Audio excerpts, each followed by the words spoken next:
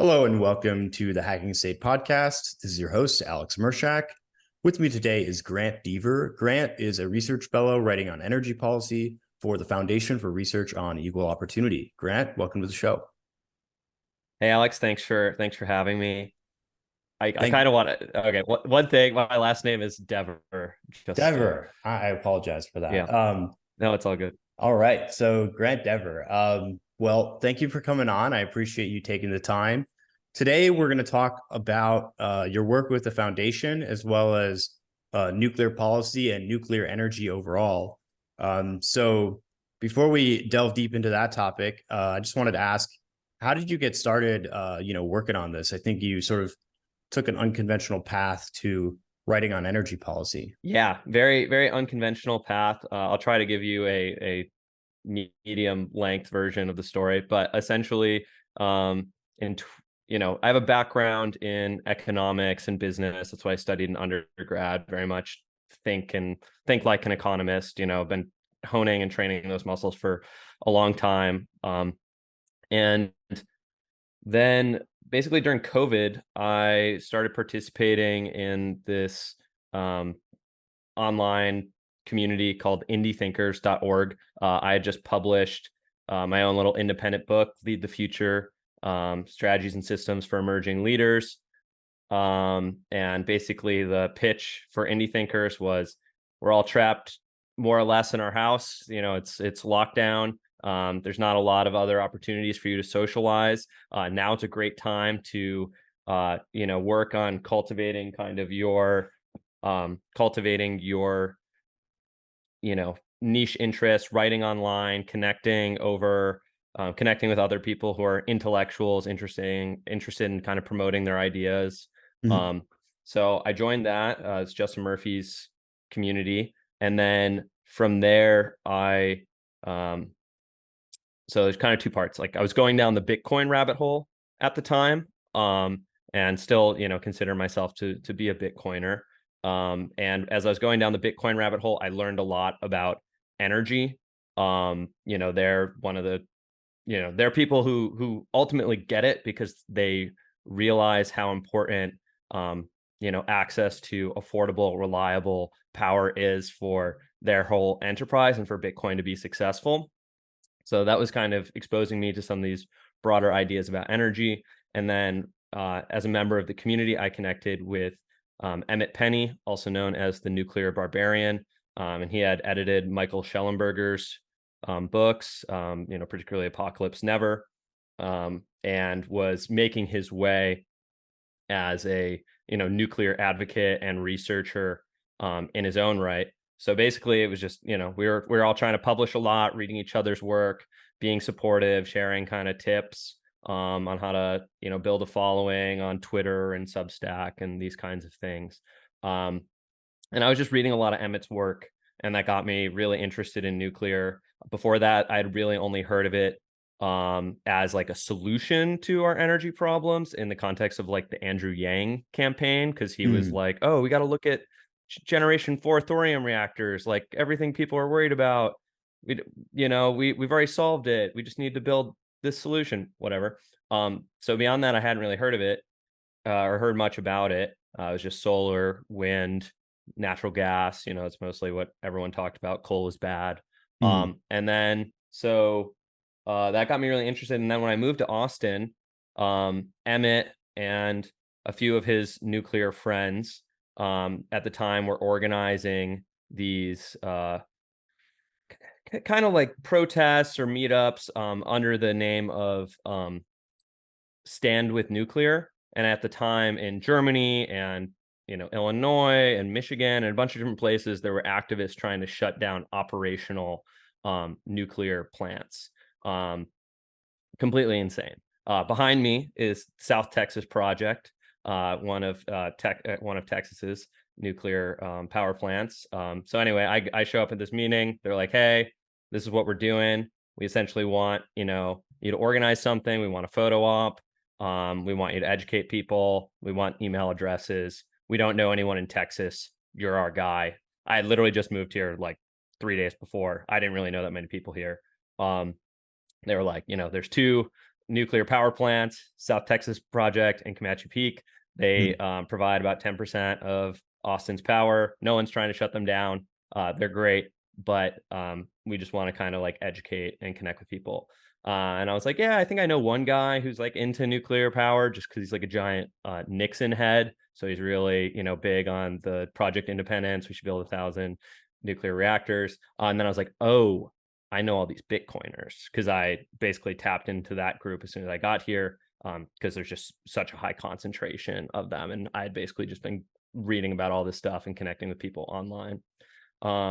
So I went to a bunch of those events, was posting in the Telegram group, hosted a couple, basically just like happy hours. One was bigger than the others. I got nuclearbitcoin.substack.com. I wrote like one thing kind of explaining my very loose idea of the potential overlaps between Bitcoin and nuclear. That's a great name, and then the by the way. president. Yeah, thank you. Yeah. And then I wish I got in the website. That would have been the real move. I did look, but some genius had already captured the namespace. I'm sure there's still some good domains out there if I wanted to look for them. But anyway, then the president of the Foundation for Research on Equal Opportunity, FREOPP.org, Ovik Roy, reached out to me through Telegram because he's a Bitcoiner. He's spoken at the Bitcoin conference. He's written, really technical, interesting arguments about the potential role for Bitcoin in solving, some of the fiscal problems that the United States government has. And he was like, hey, let's get lunch. It seems like, you're interested in policy, you can write, you're interested in nuclear, you're interested in Bitcoin. Let's chat. And then, he made me an offer during lunch to start writing part-time for them.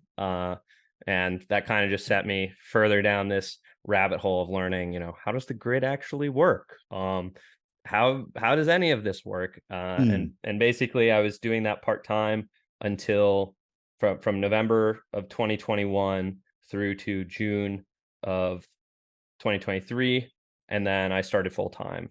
So I've been full time on this for a few months, which has been really accelerated the learning curve here, which is nice. But there's always more to learn. Yeah, well, that's awesome. I mean, what a great journey that you had getting here, and I think it's really awesome that the initiative was taken to sort of bring you in to the organization, and that's worked out so far. So what is like the concise pitch, I guess, for nuclear? Because obviously there's a lot of, I mean, we could get into the concerns that people have about the safety of the technology. I think a lot of those are, I mean, really should be put to rest, but they're still not really commonly known. But when it comes to cleaner energy, people are always talking about renewables. They're talking about wind. They're talking about solar. And it just seems odd to me that nuclear is left out of the equation, because it does just seem superior in so many ways. So could you just give us the strong pitch for nuclear, so we can sort of set the stage for a deeper discussion? Yeah, there's definitely a couple different angles here. So one, nuclear, as opposed to both wind and solar, it provides dispatchable power. It provides consistent, reliable base load. So whereas wind dependent on, or wind farms dependent on the wind, solar farms dependent on sunlight.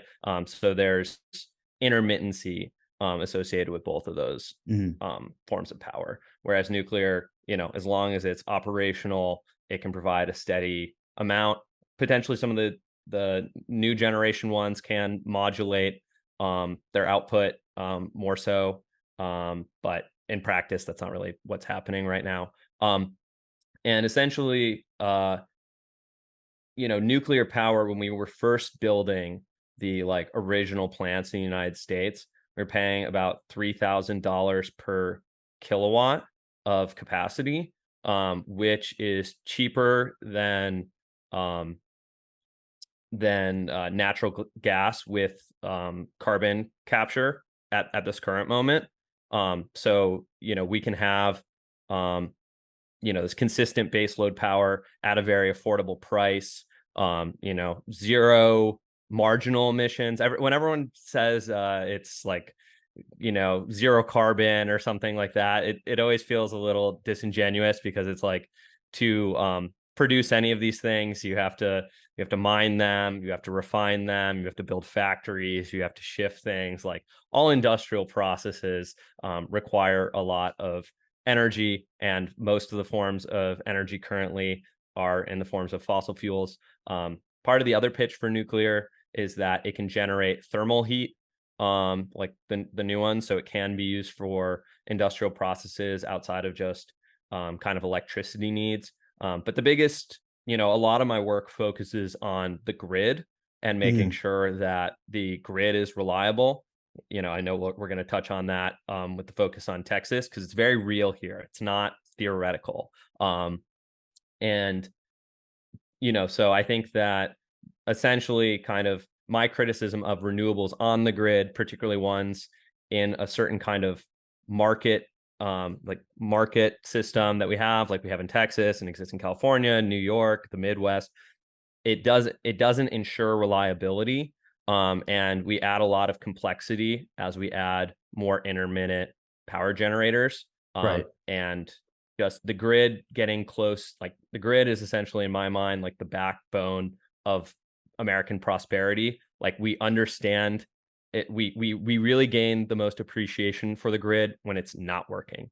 And unfortunately, Yeah. I have had like, I think it's just like, so much of my life, it's just become more visceral, because there were several days. This was due to a local transmission issue, but due to Mhm. a local transmission issue, I lost power for 3 or 4 days in Texas this winter. I was, the great thing was that my house has a gas stove, so I could still boil water and like cook some stuff. And I have a fireplace that uses gas too, so I could like turn that on at night and stay warm. Um, Wow. so so I had that, and then also Christmas Eve, I was in New York, in Mhm. Rochester. I think this was also just a transmission related issue. But we lost power for like eight 8 hours on Christmas Eve. It was actually kind of magical, because my dad um and stepmom have all these like heating lamps, or these like oil, sorry, they have like oil lamps that are very like beautiful, and we just like put all those on. And my dad has like a propane like heater that used to be in our barn that he like brought into the house and was like using.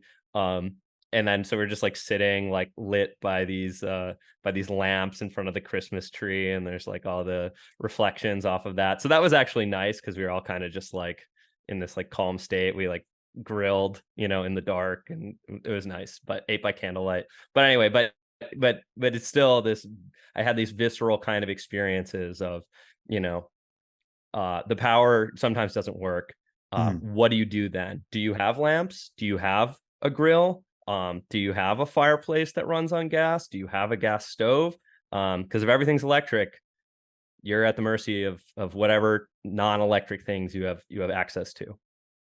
Right, right. And so that basically sets up, obviously like the reliability of nuclear is a big bonus. Um, and what do you have to say to people that are concerned about the waste? Because the waste does get brought up as one reason to object to it as opposed to other, you know, renewable, cleaner sources.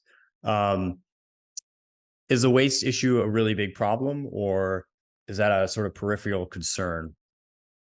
Yeah, so I mean, I think all of these things have their waste, or all of these systems have their waste. So I think in some ways the focus on nuclear waste is like, I'm not like, I think we should pursue all of these technologies. Mm, I just maybe want the market structure to be a little bit different. Like I have less qualms with things if they're not subsidized, or if they're not like on the grid in a way that I think is harmful for reliability, which is essentially like a market failure in my mind.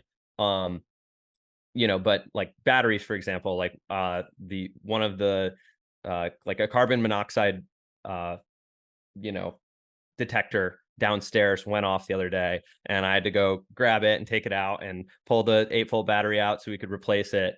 And like, what do I do with that? Like, I know I can't just put it in the trash. Like, there's supposed to be a process, like batteries are waste that we have to manage too, or a solar panel or a wind turbine or whatever. These things don't, like, there's technology involved, and we have to manage the waste just like anything else that we do. In my Mhm. mind, I view those as like tractable engineering problems. Like, those are things that we can solve and figure out how to manage waste. And with nuclear, we have done that in the short term. So essentially, there are these massive casts. There's all kinds of great photos on the internet. But there's these massive casks that you can put the waste inside of. The casks are resilient to like a plane crashing into them. You can watch like a video of like people shooting like a missile at them. It's basically like a post 9/11 like requirement, because we want to be super safe. Yeah. It's super safe. And essentially, like, a lot, like, there's this urgency. I can empathize with people who are like, yeah, but the waste lasts so long. That's kind of the argument, because in my mind, I'm like, well, we can store it for now. It's safe. We don't have to worry about it. People want to make sure that at some point it's like dealt with in a more secure way. I think there's reasonable solutions we can move forward on. Right now, none of that is happening. No one is interested in actually pursuing any kind of long-term thing as far as like Congress. So right now it's just going to stay local. I mean, people can talk about it, but some people say that's because they want to kill nuclear. They don't want there to be a solution, or at least some entities don't want there to be a solution. But I think basically the tides are kind of turning. People want this again. Even Japan is booting up their nuclear reactors again. Mhm. And they're the ones who most suffered from Fukushima, the one reactor failure, which kind of crushed a potential earlier nuclear renaissance. But essentially, Right. The waste problem is tractable. Other places are creating like central, or other countries like France and different places, they're creating like centralized storage. So it's like, we could have some kind of system where it's like, oh, you don't want it in your backyard because you think it's really a problem, and you're worried about it. Well, I think it would be fine if it was here. So why don't you just pay us a bunch of money and we'll store it, and it Mhm. becomes our property once we own it, or like once we seize control of it. Because in my mind, there's also a question of whether or not these the waste. I mean, maybe there will be, like, it's very dense. Yeah. So like, all I think the kind of talking point is all of the waste that's been created since the beginning of the American nuclear domestic um power program fits in one football field, like 12 feet high or something like that. So in the scheme of waste and space, we have, like, compared to that, we have infinite space in Right. the Right. United States alone. So it's not like an actual space problem. It's extremely dense. So we could just have like one super secure football field thing, where we store it. At some point, maybe there will be a lot more of the waste. So we ramp this up, but again, maybe it's 5 football fields or whatever. It's not a lot of, or it's taller. Um, but these could be scarce resources, or at least components of the waste could be scarce resources that have applications that we're um, not sure about yet, or are otherwise like currently uneconomical to use, but Mhm. perhaps in a future state are valuable. So I'm kind of a little skeptical of like, we need to banish these things because like they could in theory cause harm to people if they're not managed properly, because there is like a future world where like, until we're like mining asteroids and bringing other things like back here, like there are finite resources on the planet, Mhm. but they become resources once we have applications for them, once we use them, and as we develop technologies that allows us to use them more effectively, we functionally create more resources. Right. Right. So in my mind, like these might be limited or like scarce assets that maybe have like some use we don't know about. Like we've only been doing the nuclear power game for like 80 years, give or take. So it's like it's new. Yeah, so the waste might have some additional applications. That's interesting. And then you mentioned Fukushima, and I wanted to also just briefly, before we get into some of the regulatory conditions in the US, deal with the safety concern. So that gets Yeah. also brought up, and again, is one of those things that just like won't die. Yeah. But my understanding is that the next generation reactors are like extremely reliable, and something like absolutely catastrophic. In like an insane way would have to go wrong for anything like that to happen again here in the US, as well as people even harken back to Chernobyl, right? And the things that went wrong there, we're not going to get like into that case specifically, but again, had to do with like outdated systems, poor management, a whole host of like a whole number of things had to go wrong in order for that disaster to even happen as well. So what do you Yeah. say to people that are concerned about safety? Yeah, so there are basically like three like big high profile you know, p- uh whatever disasters that have occurred in like domestic civilian production of power. So Chernobyl, no one disputes that Chernobyl was a disaster. It killed a lot of people. It should have never happened. Like the Soviet scientists who didn't stop it. Like I've seen like it's in the Nuclear Now documentary, which everyone should go see, that Oliver Stone created.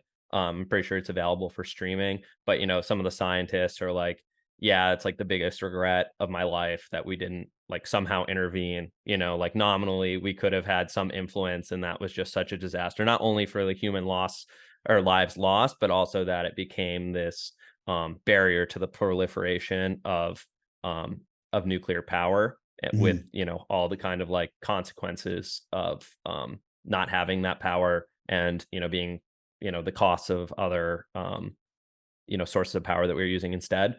So anyway, no one disputes Chernobyl, but yeah, we're not going to have anything like that in the United States. Um, 3 Mile Island was the domestic one. No one was injured at 3 Mile Island. The exposure to radiation was like less than the exposure to radiation that you get just being outside. Like we live in a world full of radiation. If you live in Colorado, you're at a higher elevation, you get exposed to more background radiation. People in Colorado do not have higher rates of cancer. There's like Kerala, India has like really high background radiation. They don't get higher rates of cancer. There's like lots of information about this. It's not that like it's always a question of the dose. Mm. How, like, what magnitude of radioactive damage are you taking over what um time scale? And because the body has mechanisms to repair at low doses, because we grew up in like humanity grew up, it evolved in a like radioactive environment, and Mm. also in an environment where I don't know as much about this, but like oxygen destroys all kinds of things. Like Right. it harms our cells. So like in general, our body has to like respond to stresses, and develop these mechanisms to deal with like small doses. So anyway, so no one got hurt there. So then Fukushima. So Fukushima, so a couple points. So one, it's literally both an an earthquake and a tsunami at the same time. Like it was just already a natural disaster that was, basically exacerbated by the meltdown of the plant. There were a bunch of nuclear power plants in that area, and all of them safely, shut down, except for Fukushima Dakai, I think is how it's pronounced, which is the one that we just call Fukushima. And part of the issue there was their backup generator was not at a high enough elevation. So when the tsunami hit, um, the backup generator went down, and then the reactor was not able to safely power down like all the other ones. Mm. So there's and then okay, so let's take that. Um, and then everyone's terrified because there's a meltdown. But the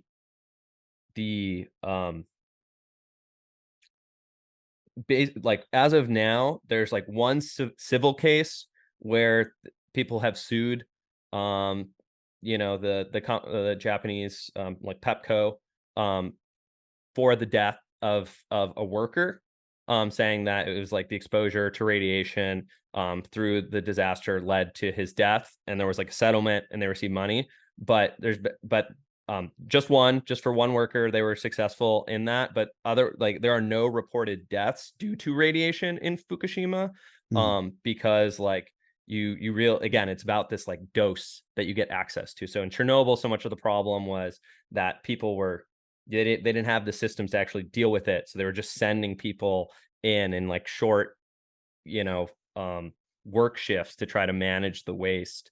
And that led to a lot of deaths. But so Fukushima, it was definitely a disaster. But like all of the existing operational plants, even the generation 1, generation 2 reactors have adapted their protocols. Your backup generator, if you're near water or, could experience some kind of torrential rain or whatever, needs to be at a higher elevation. Every time there's some sort of disaster, the industry learns from that. They do take safety very seriously.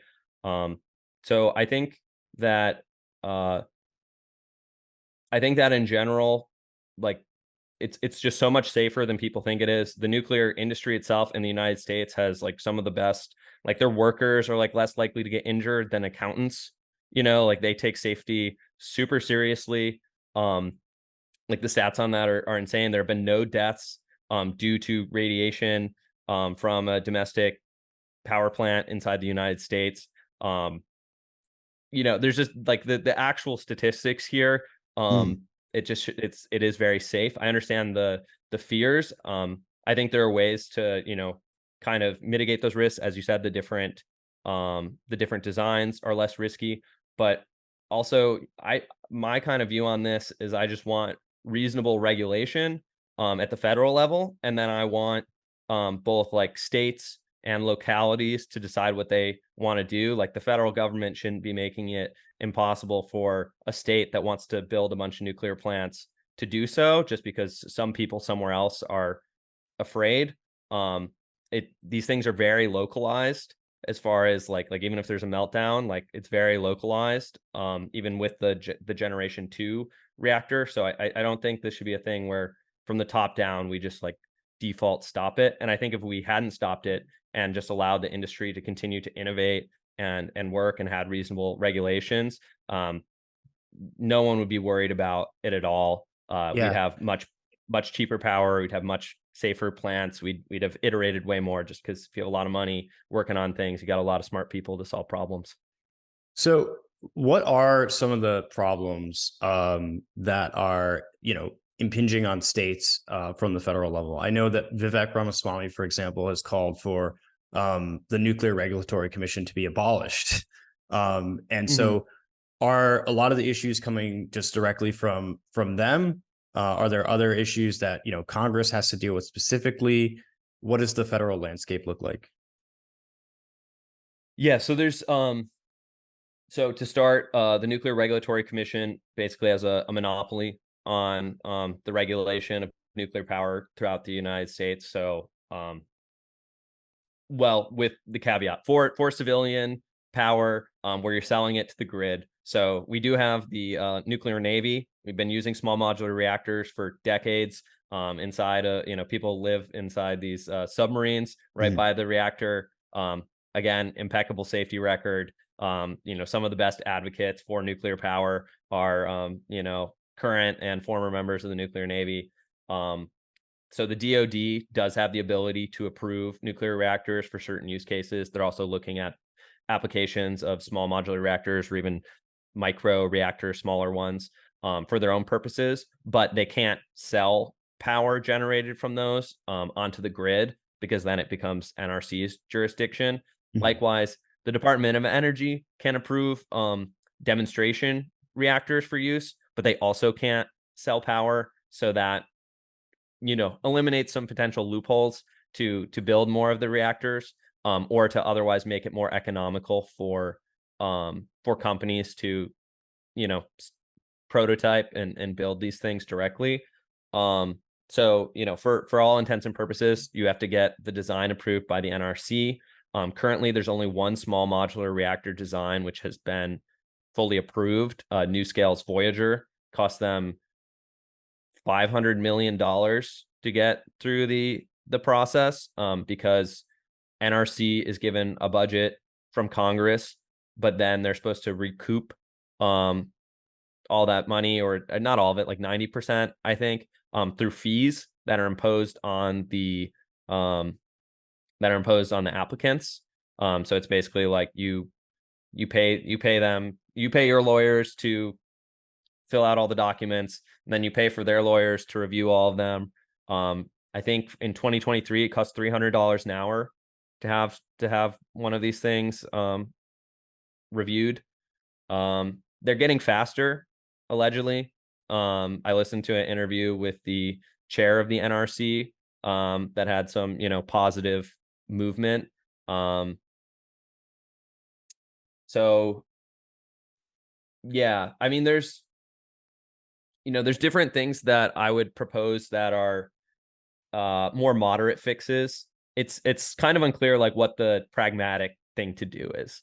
So maybe it is like if Congress had the will to, which I don't know that it does, but if Congress had the will to do things other than some of the more minor reforms, they could create a new agency. This would require Congress. They could create a new agency that is tasked with a different mission, that is less focused on safety. That's just such a core part of not only the mission of NRC, but the culture of NRC. Yeah. And safety is important because, taking care of people is important, but also because if things don't go well, then that can hurt the whole industry moving forward, right? Like if the engineers who were designing the plant at Fukushima had, been more diligent or like acted upon, that vulnerability, maybe we'd be having a completely different conversation. Maybe I wouldn't be a nuclear researcher at all, because like we would have just, built all the reactors. The cost would have dropped. The conversation would look very different, because we were poised to do that before Fukushima, mostly from a kind of like global war on terror, energy independence push, people being Right. like, oh, I don't want to be dependent on, Saudi Arabia for oil or whatever. Well, which still hasn't gone away as like a geopolitical imperative. Europe, for example, is feeling the pain right now because of the war in the Ukraine and the loss of access to Russian gas. And Yes. France is like weathering that better than others because they have such a strong nuclear power program. And that was the intention behind the program as well. They, unlike the United States, like the French are not blessed with the same amount of like energy resources. We have so much coal, we have so much natural gas, we have so much oil, there's uranium, like we got it all here. But they don't have that. So they were like, we can't be dependent on this. We need to create a more robust system. We should go in on nuclear. And the thing that's, and that's something that I really think is another positive for nuclear, is that you could just have a strategic uranium reserve. You could just stockpile a bunch of this and be like, oh, we have 2 years worth of power or whatever if our supply was ever disrupted. It's there are stockpiles of it. They're just like underground, so it's just about like, it's like this fundamentally the same thing. So yeah, I mean, so the geopolitical question, like, I think it makes the case stronger. We should pursue a similar thing. We don't have to do the Texas pivot yet, but I think that there's, like, for example, with I'll at least do a little foreshadowing. With like Germany very much needs natural gas. The UK, a bunch of these, and they can't get enough of it because they don't have their own like robust, like giga-scaled fracking industry like we do in the US, because they were just using Russian gas. Not just Russian gas, but a lot of Russian gas. So part of my pitch is like, okay, we should be building the natural gas export terminals, and we should be substituting our natural gas needs for our own, power generation with nuclear reactors, and then we should just be exporting so much natural gas to the whole rest of the world and just making hand over fist. I mean, there are maybe like the risks of becoming like too prosperous from like energy exports. Like Yeah, yeah, that does have right. its own like issues or whatever. And I don't know as much about those. But in the first order, I'm like, let's do that. Let's just, like how bountiful could Texas be? Um Exactly, exactly. So I guess this is a good point to start to move into nuclear Texas. So you started the conversation. You told us a little bit about the reactors in your background. So Texas does have operational nuclear power, and you said that it is providing about 10% of the energy to the grid here in Austin. But one of the things that I was surprised about, I moved here not too long ago as well, from Michigan, and I was like astounded that I got to Texas and it's such a wealthy state and they can't have a stable power grid. Like people were afraid because of I know they had like a power outage a couple of years back that was pretty dramatic for people. And yeah. in some cases they lost power for like a week. But they were afraid this summer, I was getting alerts on my phone about potential power grid outages and reducing my usage. And I'm like, what did I just move into? Like, how is a state that's this rich in power resources and this large have an unstable grid? It's astounding to me. Yeah, it's insane. I think it's a huge black eye for like the energy industry in Texas. I think no one should be talking about Texas as like, oh, you don't want to, like what almost happened in Texas, which is basically how it is because with Winter Storm Erie in February of 2021. Yeah, I think Sorry, I that's just right. don't want to get the years wrong. So in 2021, um the grid almost went completely down. So there were rolling blackouts, but it almost just went completely down where you'd have to just like restart it. I think like at the scale of the Texas grid, that's like mostly like a theoretical proposition. Like that's not something that we do. It's like restart the grid after it like catastrophically fails. Like that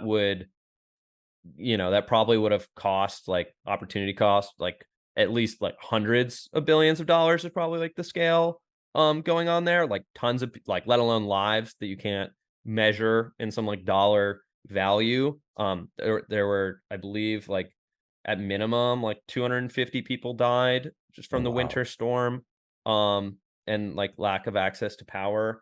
um when it's really cold, you need your heat on at your house. When it's really hot, you need air conditioning in Texas. It's not theoretical. So one of the warnings that we got was, I believe, September 6th of this summer. So it was kind of late. We had a long summer here. I think it's technically over now. We're in a 85-degree fall now. But it was over 100 for like 60 days. I would get out of work. Like I learned, so I'm from Rochester, New York, Western New York. It's the amount of times I've been in weather over 100 before I moved here is, I don't know, like twice, three times, like it doesn't happen. Um, and so I had the great misfortune of, no, so I ride the bus. I'm weird. People don't ride the bus in Austin, but I do. I work downtown, so there's not really anywhere to park unless you want to pay a lot of money anyway. Um, so I was riding the bus downtown when it's like 100 something degrees out every day.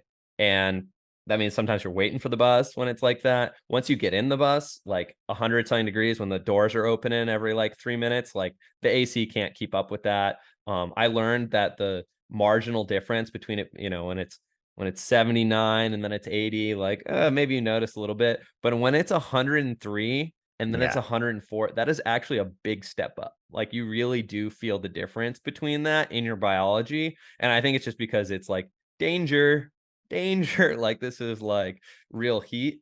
Um so anyway, the So it's not theoretical. When it's 106 degrees, which is what it was, basically they were like, hey, we might not have power um at 8 p.m. and it's still like 103 then. Right. Right. And basically they execute all these processes. They like turn off the Bitcoin miners. There's like other like non necessary things where they have contracts and they turn all this stuff down. They tell you to, raise the temperature of your AC, turn the power off, whatever. But it's very much like life or death. When it's 107 degrees out, you're like, if we lose, if like things go down or we lose power for a day or two, like older people, children, people who are just unprepared, people who are outside and like can't seek reprieve, like they will die or like suffer heat stroke, all kinds of things. Like it's a serious problem. So, um, the problem with ERCOT, so Texas has its own grid. I Mm. think that's completely fine. There are like other parts where we like nominally connect. It's kind of weird. I don't fully understand it, but like ERCOT, most everyone's getting their power from ERCOT. ERCOT can't isn't connected to anything else, which does also give us kind of more room to maneuver at the margin because the Federal Energy Regulatory Commission is responsible with controlling transmission between states and can issue all kinds of regulations. They actually can have a very significant impact on how different grid regions function or how that basically yeah, like the cost of your utilities and the composition of the assets on your grid. They can make it really difficult to build new um, gas pipelines. They can make it so the market structure favors certain resources over others in like kind of in kind of like wonky ways that like don't technically prefer a resource but like in practice do. So Texas doesn't have to abide by that, so we have a lot more leeway to kind of, or at least on ERCOT, to choose how we want to operate. We currently operate under one of these constructs, which, as I said earlier, is the same as California, which also has power problems, the Midwest, which also has power problems, New York, which also has power problems, and New England also has power problems. Basically, this model where it's not an integrated utility, all the power generators are independent producers. The transmission of power um, is a local monopoly, so they don't compete. If you have Austin Energy, Mm. then basically they just get a return on their investment. They get like a fixed 7% or something like that. But all the power generators bid into auctions every 5 minutes, saying I can produce this much power at this price, and then supply and demand meet, it clears, and then there's a single market clearing price. So everyone gets paid the same amount, whatever the like top marginal price is to meet demand. Mm. And basically there's, in every region, it's a little bit different, but in Texas, we have like a pure power market. So that's pretty much it. Um, I mean, there are other programs that are involved to balance the grid, but like that's how the fundamental auction works. And basically, the equilibrium from that does nothing to ensure reliability. What that market structure optimizes around is like the lowest median price. And I say median instead of average um because even, I mean, I think even with the winter storm Erie, I haven't like run the numbers on this, but the power can spike up to $5,000 per kilowatt hour Mm. in Texas. That's kind of like a cap that is like arbitrarily placed there. And basically when we run out, when demand is starting to outstrip supply, every marginal kilowatt hour we're willing to pay up to $5,000 for it, which is an insane amount. Um, and so that's like trying to get you to like, if you have a generator, like pour your diesel in there, you can get $5,000 per kilowatt hour you can put out. I'm sure it's more technical than that in practice. Like there are people who are basically like there to try to make some money on those dire times. Mhm. But, when you have this catastrophic failure, that is so expensive that, if we factored in all of those costs, Right. like the average price is probably much higher, but the median price under this system is low. So, business likes that, but it's not. I don't think. I think we could have a much better system in Texas that is more aligned with this first order. Like, we're not going to connect to other states. We're independent. Like, we should Right. similar be like sovereignty requires like reliability, autonomy. Like, Mhm. we have to be in control. We have to know that we're going to have power. We have to be able to take care of everyone who's like, yeah, I just pay my bill at the end of every month, and you make sure I have power. Mhm. Like, that's the contract Right. basically. Right. So is there a way that we could, I mean, could we easily in our current state increase specifically nuclear power output? Are there plans to build new reactors? Um, and how well would this, if it were integrated into the grid, stabilize the power transmission? Yes.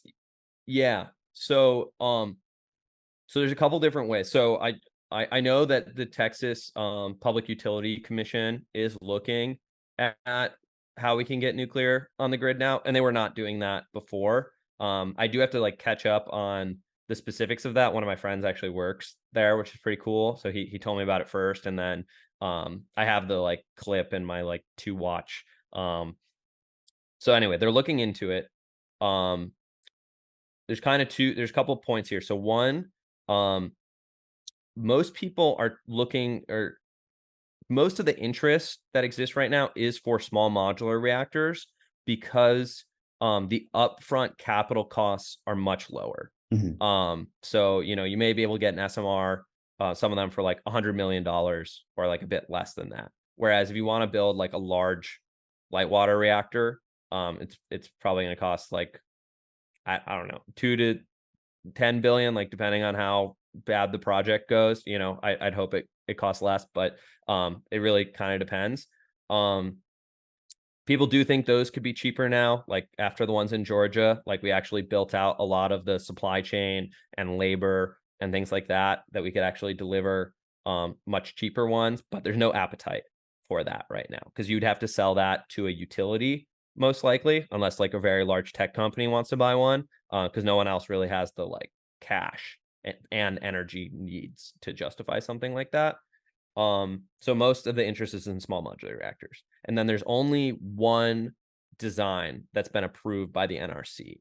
According to the NRC chairman, there are like, there's a bunch of companies that are kind of, working their way through the process in varying degrees. There's 15 companies that are in like pre-engagement. So they're like having these preliminary discussions to figure out how they can best position their application and like do it in the most efficient way. They're kind of like, we learned a lot from the other ones. We think we can do it cheaper, better, avoid issues by telling people like, hey, you're not ready. Get your ducks in a row before we start this. It'll save you a bunch of money. It'll save us a bunch of time.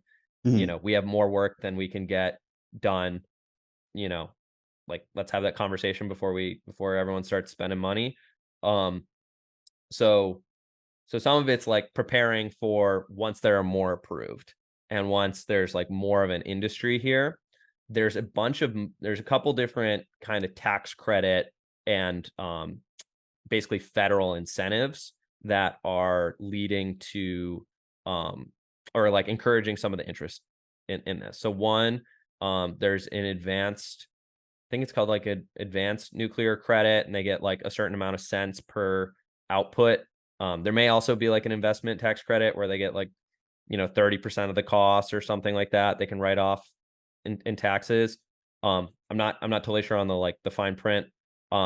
But then the other one is that there's a bunch of loan authority that was given to the Department of Energy's loan program office.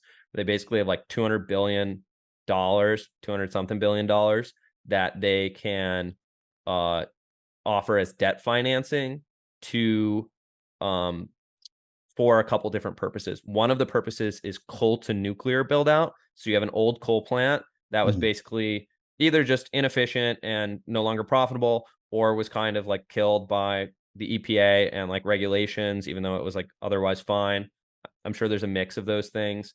Um, and they, uh, so the people who, especially in the top down scenario, who just kind of got crushed, not only by like competition from natural gas, but from like excessive kind of regulation. Like in some of those places that just destroyed the locality because that's like where the jobs were. They taxed the hell out of it. That paid for the schools and law enforcement and all these kinds of like things that people wanted. Mm. And now they have like less. Now their power is more expensive. They probably have less reliable power because coal is this base load generator. So I think that there actually is a case that there's like, because we've done some of this like top down system engineering, like people basically should get kind of comped out, especially because um like we need affordable, reliable power for all of the other magic of America to like work. Yeah. So it is kind of this fundamental thing. So like I think a lot of the ways that people think about it, in this like kind of fake market thing, like I'm all about markets, all about making sure it works. I want a system that ensures reliability and then delivers the lowest price and then whatever, but like we got to get the reliability piece there. um so so anyway, they offer loans Mhm. to help finance SMRs and the kind of like redevelopment of these for this coal to nuclear kind of like build out. So a lot of states are making moves so that they can get access to that money and that financing. Um, and then the idea is hopefully that that allows for the first of a kind, the second of a kind, third of a kind of these different SMRs to be built, and then the costs will collapse as they can like scale these things out and they have more cash. And then we'll be able to like really scale this thing. Okay, yeah. So there's kind of like a bootstrapping process that needs to take place. And I guess it's important to note here that, undergirding this entire conversation about nuclear is not just like advocating for nuclear power for the sake of reliability alone, but as you said, fundamentally, energy is what powers, everything. Yeah.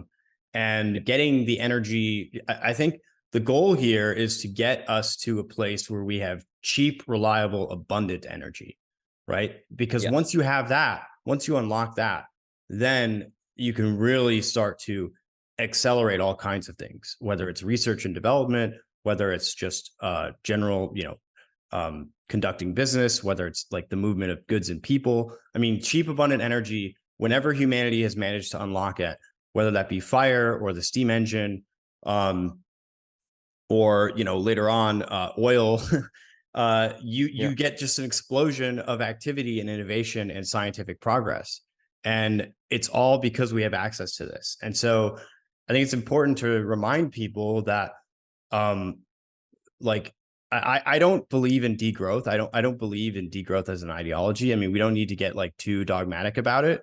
But Hmm. essentially, like I want to unlock a high energy future for everybody, for Americans especially. Um, and there's a lot of like techno acceleration excitement happening right now. I like Mark Andreessen just recently published his techno optimist manifesto. There's the effective accelerationists. There's a lot of people in like tech world, which I work in and you're like adjacent to, um, who are talking about techno acceleration. But fundamentally, to get there, you need to have cheap, abundant energy. Um, Yep. so what I'm imagining is, given that like Texas does have its own independent energy grid, I didn't know that it was so independent even from other states. Um, Yeah. if you unlocked the nuclear potential of Texas, you could actually have Texas alone being this like nexus of extreme power generation. Um, is that sort of like your vision for the state? Yeah, yeah. I mean, that's like I think that's so much more of a compelling vision than like kind of what we have right now, which is like, oh, our like the median price is cheap. Like, yeah, that's good. That's good for existing business. I think it is a big deterrent for people maybe moving here, being like is it gonna be reliable? Like, even if they like like because we had an issue this summer too, and and the Texas legislature is looking at this. I haven't been as deep into what things they're actually proposing. I haven't like heard anything so far that makes me be like, oh, this is solved, it's over. I know that they learned a lot from the winter storm Uri. I don't know what they learned from the most recent kind of like scary moment, and how that's changed the thinking. But they do adapt, and I'm sure we'll figure it out. But kind of I take it as like an axiom, like we're not going to be connected to another grid. Like people will point to that. It's like a very much a political talking point to be like, the issue is that Texas is its own grid. Like if we were connected to Oklahoma, like it would Oh have never yeah, happened. It's Oklahoma's going to like this subsidize is our power use. yeah. It's like it's just like kind of a red herring. Like there's nothing about the nature of the Texas energy system that it like needs Oklahoma to be robust. Like that's just like no, like that's not necessary. The real goal with people having those kinds of things is like they want the federal government to have more power over Texas. Like that's what they want. Mhm. They think that that's good. You can be like if you're from here and you believe that, like I'm not gonna tell you anything because like you're from Texas and I'm not. But if you just moved here, you need to shut up. No, I'm just kidding. But like but the Yes, yes, Grant. but Um, because I don't think that that's it. Whereas like I'm like okay, we're Texas is energy sovereign. Like mhm, that's the vision, that's the goal. Okay, like how can we make sure that we like like a big problem right now is that no one really has both the authority and the responsibility or like the accountability. Like mhm, everyone kind of blames someone else. And like to be fair, like there are different parties you can blame. You're like, oh, the federal government, it's their problem because they made nuclear illegal, or they make it too hard to like build things, or they shut down our coal plants, or they subsidize the renewables in a way that like makes the grid more vulnerable. Some of that's true. Um, you could, you can blame ERCOT and be like, ERCOT like mismanaged this thing. They should have zigged when they zagged. The legislature is responsible because they didn't pass these reforms. Business is responsible because they lobbied for certain things that, at the margin, like save them a little bit of money. Whatever. You can blame all these people, but I don't really care about that. Like I don't care. I just want the power to never go down here. I don't want to hear about all the like my elderly neighbors who died because of the heat wave. Like I'm not okay with that. Like I just want to solve it. So I was like, I don't fully know that this is the best solution, but like I just imagine like, okay, we're never gonna go down. Like the probability of any catastrophic failure is reduced to some level where it's like, you know, probabilistically, Texas is like the least likely to ever go down. Like maybe that's of all the other states in the union. Like maybe that's okay of a benchmark. And yeah, then the price of power over some time scale should be falling. I think yes, initially when you build some stuff, it might cost more because like you built a bunch of stuff and you have to pay for it.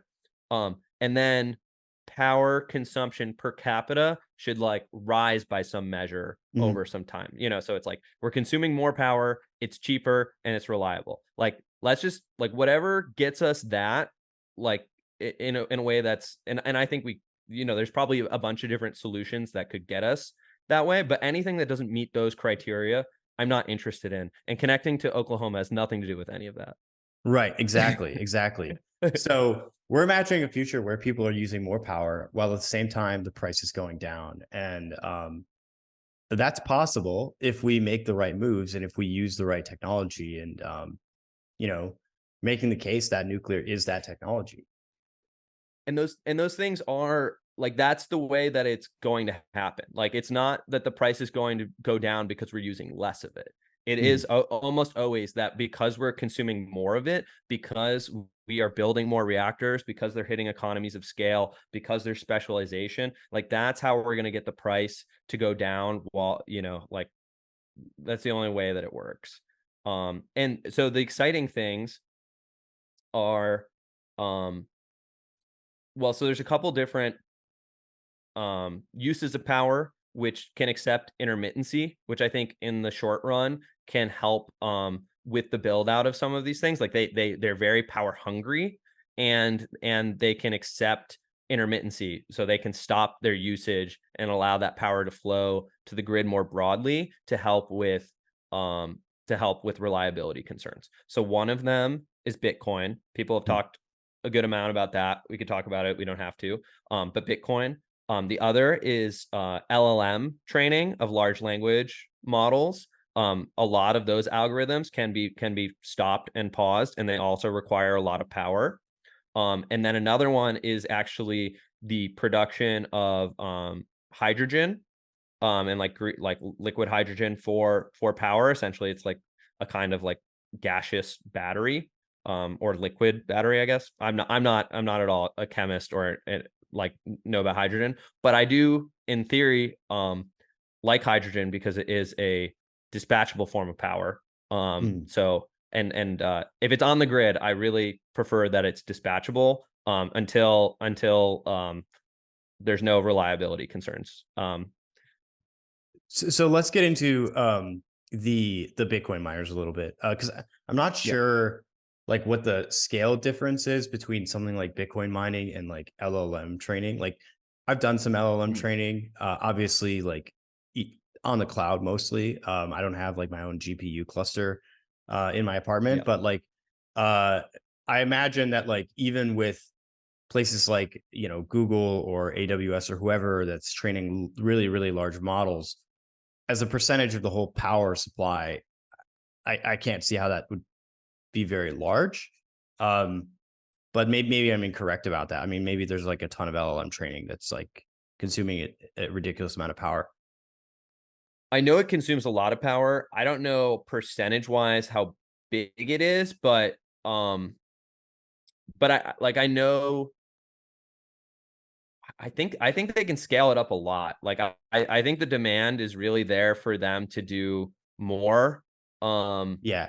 Again, So I so don't so the big I thing don't is know what like the if you built out a giant compute cluster with just like a ridiculous amount of GPUs and you had like the kind of power availability and abundance that we're talking about, then yeah, you could um just go nuts with these models, right? In a way that like we can't really do because they're constrained by power pricing mostly right now. Yeah, well, I know that they want to scale it up. So, right, there's been some reports. Again, I'm also not like a big fusion guy. I'm very supportive of it. People should try whatever. And especially if they're getting private capital, I think that's really awesome. So there are reports that like Sam Altman backed some fusion company and they have some contract that's pending. A lot of the way that these things work is that you propose to create a power generator, could be fission, could be fusion, could be whatever, and to finance it you secure like a power purchase agreement from some large consumer of power. So and then that allows the asset to get financed. So basically you go to like Microsoft or Amazon or something and you're like, hey, we want to build a small modular reactor. We could sell you this much power at this price for this many years. Let's get a contract. Mm. And if that's, if those terms are amenable to them, then basically they don't pay you anything, but they give you a piece of paper that then you can go take to private markets and be like, hey, you're going to get your money back. Or, you want to own equity in this or whatever the pitch is. I don't know all the different business models.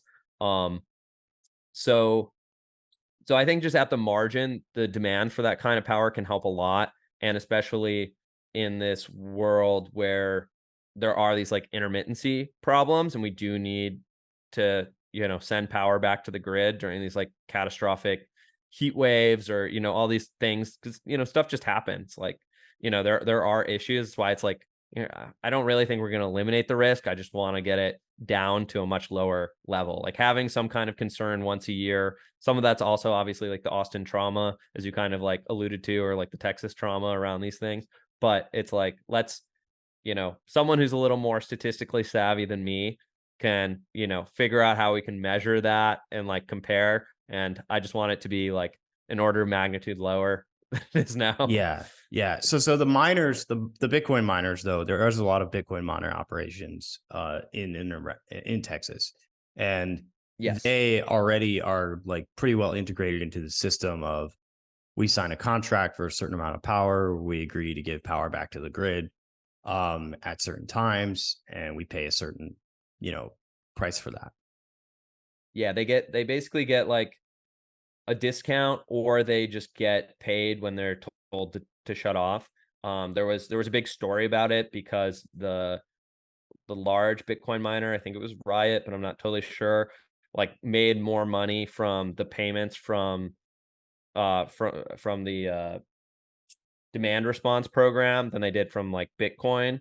But that's because the grid was insane. Like Right. basically they had the right to like run these things, but like the grid just would not have worked. And instead they just got paid to not run them because we had an insane heat wave and we don't have enough dispatchable power generation on the Texas grid. So when there was like big swings in volatility, the best thing was just turn off all of these miners, and they got paid a lot to do that. Also, it's like a rough time. Like the thing that is, I'm a big supporter of Bitcoin. I think having like large, well capitalized miners, like like the ones who are going to win and succeed over like a 10-year time horizon, assuming that interest rates don't go to 20% and like big, whatever, like prices never get good or whatever. I don't think that's going to happen, but the ones who are going to succeed are the ones who not only run very competitive operations, but also manage the distribution of cash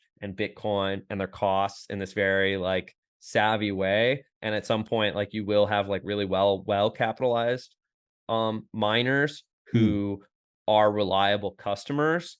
Because a lot of them like were levered up during the last bull rush, and then they got absolutely crushed because the value of their Bitcoin collapsed. They had bought like purchased way too many miners. I think there was like a long lead times on actually getting the hardware, but they'd already paid for it. It was more costly, whatever. Like it's just a tough business. So that's why I think it's also good as far as like demand response programs, if there are other like successful commercial applications, and also from like people or organizations, business entities who can definitely fulfill a power purchase agreement. Like if Amazon agrees to that, like you're gonna get your money. Or if like Apple wants to start training LLMs, like they got plenty of cash. mm, If Apple wants to stop just greenwashing and saying, "Hey, we're net zero," and actually like try to run a campus on on zero marginal carbon power, I'd love to see them buy some of the earliest SMRs. And I would give them a lot of kudos, but for now I'm just throwing shade. yeah, yeah. So those are good potential I guess intermediary solutions. But I really like this idea though of like Texas as just a power independent, as like a powerhouse, right? For a Yeah. state. Because like part of the reason I moved here um was like, I wanted to like buy into the whole Texas mythos, right? Of like a state that's essentially more like a republic than the other states. All of the states were sort of originally to be supposed to kind of be like their own little nations. Um, but under our current constitution, there's like serious limits on that. And then as the power of the federal government has expanded, especially since the Civil War, and then again after like FDR, you know, people don't really think of the states as like their own entities very much. But Texas Mhm. still sort of has that grain of like independence attitude in it. And that's one of the things that really attracted me to it. And I think getting um getting like Texas to like not only continue to be energy independent from the other states, but also to like become like an energy powerhouse in an exceptional way compared to the other 50 could really just like turn it into this like almost um like quasi independent world where there's like the rest of the contiguous United States, and then there's like Texas, and Texas is just like doing crazy stuff and building a huge amount of things and really prospering from this massive amount of energy. Yeah, no, totally. And I think that is like it's just so much more of a compelling vision. Like I think there's a lot of room to differentiate. There's a lot of bad energy policy out there.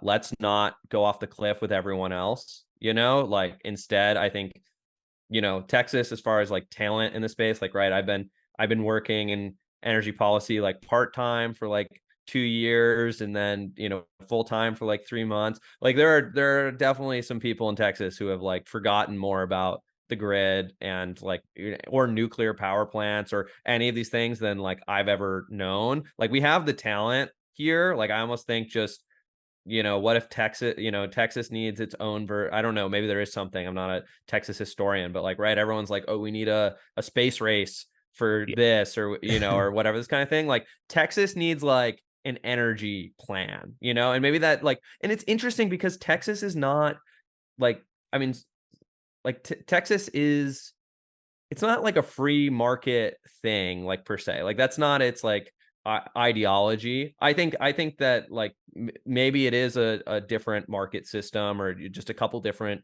patches on the mechanism we have now. Like I think that's possible. But also like Texas in general, like I kind of view it. It's like it is kind of a statist state, in the sense that like the government here has a lot of power, you know, lots of things that are like legal in other states for individual people to do, are not legal here, right? Like weed's not legal. I don't know. There's a bunch of other things. But it's more of like a freedom from the federal government. It's like a Mhm. freedom to be a Texan and for us to like do what we want to do here. So anyway, I'm kind of like, why, like it would be really cool if we just like got, you know, all these brilliant people together and we're like, what, like this is the vision, how do we get there, like what is actually the best way to get there, how do we live up even more to this idea of not only are we alone, we're like independent, sovereign, but that we're a role model, you know, like we should have an energy system where everyone, like what, people who are in interconnected models that aren't working and aren't trending in that way are like, how do we get out of this, how do we Right. claim our sovereignty, how do we do what Texas did, how do we, like, oh, like there's a way to build infrastructure that has all these positive returns that like, you know, allows you to do all kinds of things that are previously not possible. Like if you don't have, like as power gets cheaper, like we unlock different things that are like otherwise not possible, because the economics just radically change. Um, I think that's just so much more compelling than whatever we're doing here. We're like, oh, it's a little cheaper than other places. Like we're business friendly. It's like it could be so much better than that. No, no, it Like, could be so like splendorous and wonderful. yeah, So I hopefully conversations like this are the start of getting that going. Obviously, there's a lot more like groundwork to be done at the legislative level and the governmental level and other things, but also just making people more aware of the possibilities that are out there. Um, so Grant, this has been a great conversation. Obviously, you're going to continue your work doing research and writing on this. Where can people find out more about what you're doing and generally just get involved in the various things that you're up to? yeah. So you can see my work at freopp.org. And you can also just Google Grant Dever FREOPP or Grant Dever Nuclear. Sometimes I'm on Twitter. Right now, I'm currently on a bit of a hiatus, but I'm at Grant A Dever. Maybe I'll be there by the time you see this. And then I have my own personal Substack, www.seekingtribe.com. So you can see I there I write about all kinds of different things. Maybe I'll write a bit more about power and some of this moving forward. But yeah, expect to see a lot more from me, and feel free to reach out. Always happy to connect. And if you live in Austin, even better. Yeah, and Grant does deactivate his Twitter somewhat frequently, so it's unreliable. You should go to the other avenues if you want to Yeah, maintain yeah, yeah. contact. And So you true. also, I believe, started recently working with Roots of Progress. Well, what do they have you doing there? Yeah, so I'm very fortunate that I applied for and was selected to be a fellow for Roots of Progress's blog building intensive or fellowship. Essentially, so Jason Crawford, the founder of Roots of Progress, you know, he is seeking to develop a new philosophy of progress. People used to be a Yeah. lot more optimistic about the future. More people used to be like Alex and I, and dream of better things, and imagine a future that is much more splendid than the one that we currently live in. But a lot of people are kind of nihilistic now. To be fair, some of the initial kind of like progressive, futuristic things did not play out, or they did in ways that people are not so happy about, or even existential about. But we can learn from that. The world can still get better. I think there's so much like low hanging fruit of things that are just obviously bad. That's the thing that always makes me optimistic. It's just like there's so many things that are clearly bad, and if we at least made those good, then things would be better. So I actually think that there is still low hanging fruit. I think it's all around us. But so at this fellowship, basically they congregated a bunch of people who are interested in policy, aligned with this kind of vision. We all have our different critiques and our different ideas. Very interesting group. But essentially they're just they're connecting us with some advisors, learning a bit about how to build out our own like personal writing on the internet. We're participating in David Perel's rite of passage program to kind of like hone our writing skills and build those habits. So I will be shipping something at seekingtribe.com, at least once a week for the next 4 weeks from here. So yeah, that's really what's going on there, and we'll kind of see where it goes. But I met a lot of great people. It's really got me thinking about my writing more intensely, and really energized me to put more stuff out there, and just become a more effective communicator. Cool. Well, that's great. So everybody go check out Grant's blog and keep up to date with his writing. And hopefully we will see a bright nuclear Texas very soon. Let's go. All right. Well, this has been fun. See you later. Great. Yep. Cheers, man. Thank you.